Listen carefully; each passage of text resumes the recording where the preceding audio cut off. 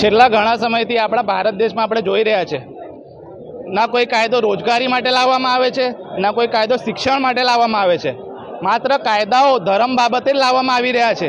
પહેલાં શરૂઆતમાં વાત આવે તો ટ્રિપલ તલાકનો કાયદો હોય, વકફ એક્ટ હોય, ને હમણાં યુસીસી.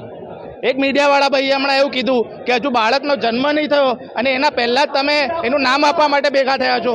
તો અમે કહેવા માંગીએ છીએ કે આ લોકોએ બાળક નહીં પણ ટેસ્ટ ટ્યુબ બેબી તૈયાર કર્યું છે.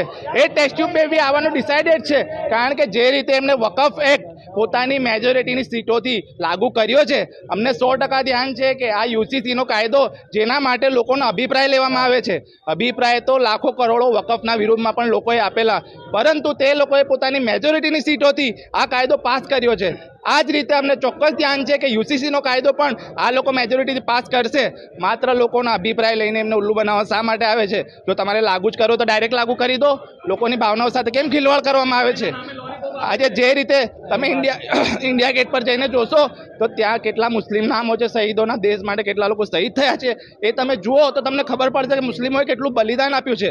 આજે અમારી સાથે વકીલોમાં મુસ્લિમ સમાજના, દલિત સમાજના તેમજ તમામ હિન્દુ સમાજના પણ વકીલો ભેગા થયા છે, કારણ કે એમને ખબર છે કે જે રીતે આજે મુસ્લિમો પર આવી રહ્યું છે, કાલે દલિતો પર આવવાનું છે, કાલે બેકવર્ડ ક્લાસ છે એમના ઉપર આવવાનું છે. એટલે આ કાળો કાયદો રદ કરવા માટે મોટી સંખ્યામાં વકીલો ભેગા થયા છે અને બધાની એક જ ડિમાન્ડ છે કે આ કાયદો રદ કરવો જોઈએ.